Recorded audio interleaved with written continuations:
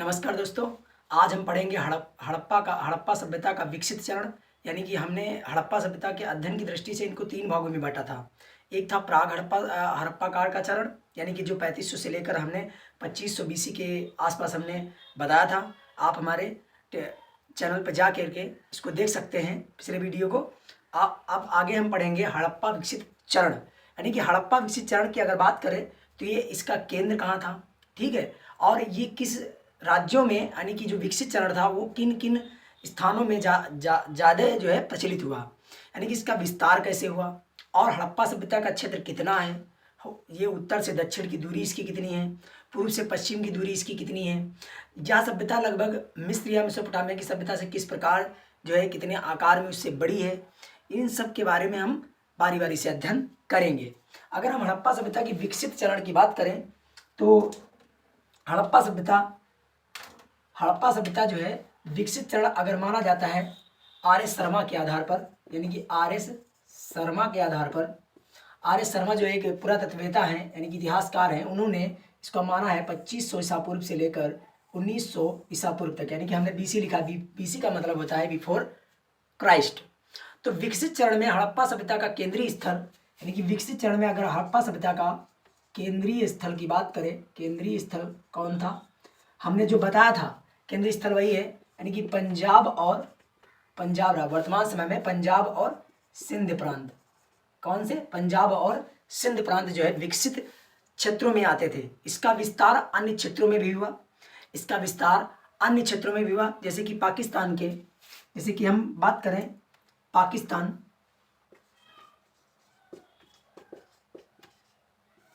पाकिस्तान में बलूचिस्तान एक राज्य है, बलूचिस्तान एक राज्य है। कहाँ है? पाकिस्तान में। और सिंध राज्य में विकसित हुई। पाकिस्तान की अगर हम बात करें तो भारत में किन किन राज्यों में विकसित हुई, तो भारत की अगर हम बात करें जम्मू कश्मीर, यानी कि भारत की अगर हम बात करें तो भारत में जम्मू कश्मीर, यानी कि जीएसके, पंजाब, भारत में भी पंजाब राज्य पड़ता है, हमने जो बताया था, पंजाब, राजस्थान,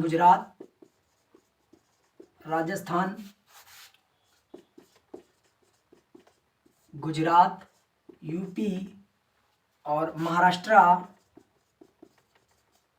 भारत के आदि राज्यों में जो है ये विकसित हुई। यानी कि उत्तर प्रदेश की अगर बात करें तो पश्चिमी उत्तर प्रदेश में विकसित हुई थी। मेरठ में एक स्थान पाया गया है, इसका नाम है आलमगीर। क्या नाम है? आलमगीर से पाया गया। तो हम इसको जरा मिटा देते हैं और इसके आगे हम बताते हैं कि इसका विस्तार किन किन क्षेत्रों में हुआ, कैसे हुआ। अगर हड़प्पा सभ्यता की हम बात करें तो हमारे भारत में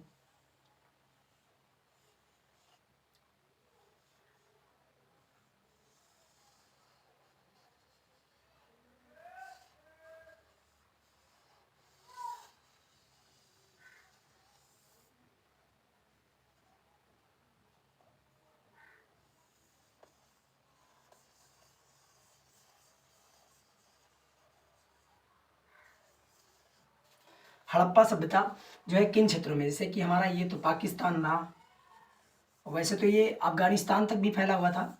अफगानिस्तान ये हमारा है, अफगानिस्तान के मुंडी घाट तक। यानी कि अगर हम सीमाओं की इसकी बात करें तो किन किन एरिया में, यानी कि अगर हम मतलब इसके आकार की बात करें तो हड़प्पा सभ्यता ऐसे कुछ फैली हुई थी, ऐसे करके, और ऐसे आकर ऐसे, यानी कि त्रिभुजाकार। लगभग इसका जो चित्र बनता है वो त्रिभुजाकार में बनता है। तो सबसे पहला जो था, यानी कि जो जम्मू कश्मीर, यानी कि GSK, जम्मू कश्मीर में कौन सा क्षेत्र है? जम्मू कश्मीर में मांडा, यानी कि मांडा। कौन सा क्षेत्र है? मांडा क्षेत्र। और सबसे जो पूर्वी, यानी कि सबसे दक्षिणी जो विस्तार हुआ वो दायमाबाद में हुआ, यानी कि लगभग ये महाराष्ट्र में आता है। दायमाबाद ये पड़ता कहाँ है? महाराष्ट्र, यानी कि MP में, महाराष्ट्र, इसको लिख लेते हैं, महाराष्ट्र में विकसित हुई। तो और सबसे पूर्वी हो गया ये सबसे पूर्वी हो गया। सबसे पश्चिमी आलमगीर उत्तर प्रदेश में पाया जाता है। और सबसे पश्चिमी जो इसका क्षेत्र था वो सुतकेंडोर था। ये पाकिस्तान के बलूचिस्तान राज्य में पड़ता है। तो ऐसे ही कुछ जो है हड़प्पा सभ्यता का विस्तार था। कहाँ? हमारे भारत में। तो मांडा जो था, यानी कि जो मांडा है, ये सबसे उत्तरी सैंधव प्रदेश था, सबसे उत्तरी सैंधव प्रदेश था। और दायमाबाद महाराष्ट्र का सबसे दक्षिणी विस्तार हड़प्पा सभ्यता का था। और आलमगीर मेरठ उत्तर प्रदेश यानी कि सबसे पूर्वी माना जाता था हड़प्पा सभ्यता का क्षेत्र। सुदकेंडोर बलूचिस्तान सबसे पश्चिमी विस्तार है। हड़प्पा सभ्यता कुछ त्रिभुजाकार में की सभ्यता देखने को मिलती है, यानी कि त्रिभुज का आकार इसका बन जाता है। हड़प्पा सभ्यता का जो क्षेत्रफल था, यानी कि हड़प्पा सभ्यता का क्षेत्रफल कितना था? 12,99,000, यानी कि 12,99,600 वर्ग किलोमीटर स्क्वायर में था। कितना क्षेत्रफल था? 12,99,600 वर्ग किलोमीटर स्क्वायर में था। फिर आता है उत्तर से दक्षिण की इसकी, अगर हम बात करें ये वाली दूरी इसकी, उत्तर से दक्षिण की जो दूरी थी, यानी कि इसका जो उत्तर से दक्षिण जो इसकी चौड़ाई यानी कि लंबाई थी, वो 1400 किलोमीटर स्क्वायर में था। और जो पूर्व से पश्चिम की ओर थी, वो लगभग 1600 किलोमीटर। कितने किलोमीटर? 1600 किलोमीटर।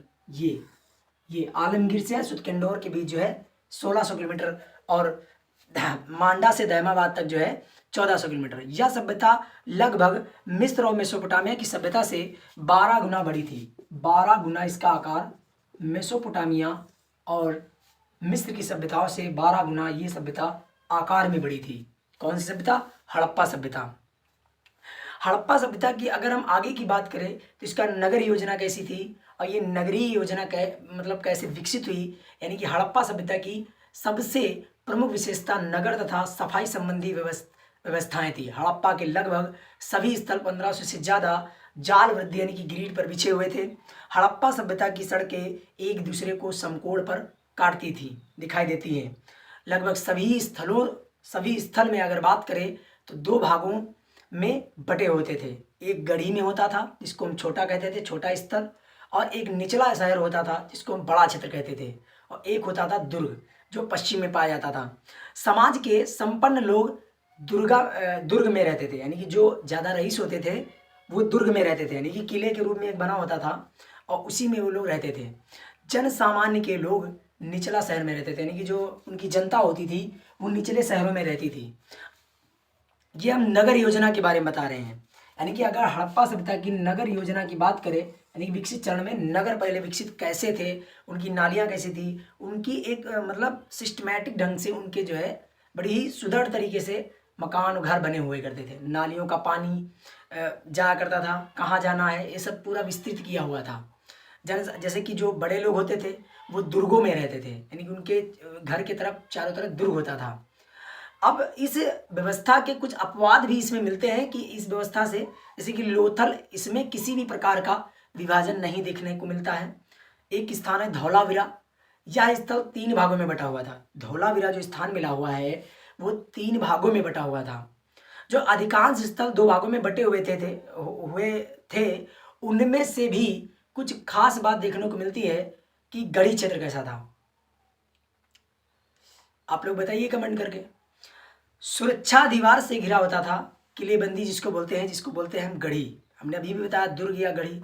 अपवास रूप लोथल में संपूर्ण क्षेत्र का घिरा होना, यानी कि अगर अपवास रूप बात करें तो लोथल एक ऐसा क्षेत्र मिला था जो संपूर्ण क्षेत्र घिरा हुआ होता था।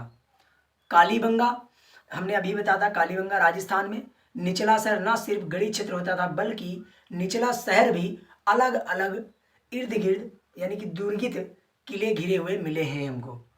चन्नूदड़ो एक स्थान मिलता है, इसमें से किसी भी प्रकार की किलेबंदी हमको देखने को नहीं मिलती है। तो नगर योजना की अगर हम बात करें तो हड़प्पा सभ्यता की सबसे प्रमुख विशेषता नगर नियोजन तथा इकाई संबंधी व्यवस्थाएं थी, यानी कि बांट चल पद्धति थी और ग्रिड पद्धति जिसको बोलते हैं, एक जाल के तरीके से एक साम्राज्य बसा हुआ था, इसीलिए इसको नगरी सभ्यता भी कहते हैं।